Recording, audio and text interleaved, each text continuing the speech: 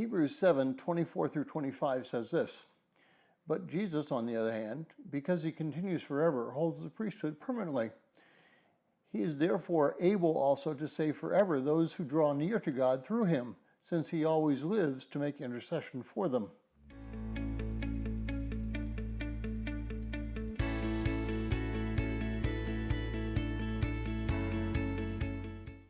Well, if you're joining us in reading through this 6-day reading plan, today's reading is Hebrews chapter 7, and I encourage you to read that passage.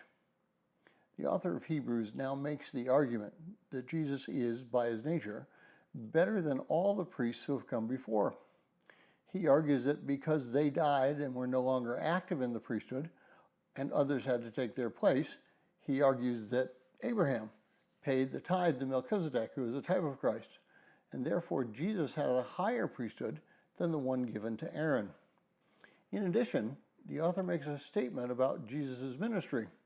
In verse 25, he writes that Jesus is able to save forever those who draw near to God through him, and his ministry is also a continual ministry of intercession for the believers.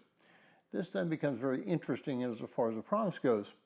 Jesus saves forever those who draw near to God through him, and that is an absolute truth we can rely on for our salvation. But we cannot take our salvation for granted. Notice he says he can save forever for those who draw near to him. He does not say that he can save or will save forever those who do not draw close to God through him.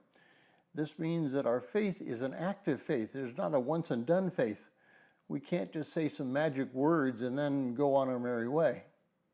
We can have assurance of salvation, and you have that assurance of salvation if you draw close to him. But those who make a profession and then run as far as they can from him have to question whether or not that confession was true. If it was true, why are they running away from him? Why aren't they drawing near and close to him? In Philippians 2:12, Paul writes to work out our salvation with fear and trembling. Salvation is based on grace through faith, but that faith will cause us to grow more like Christ. If there's no growth, then the question of salvation looms large.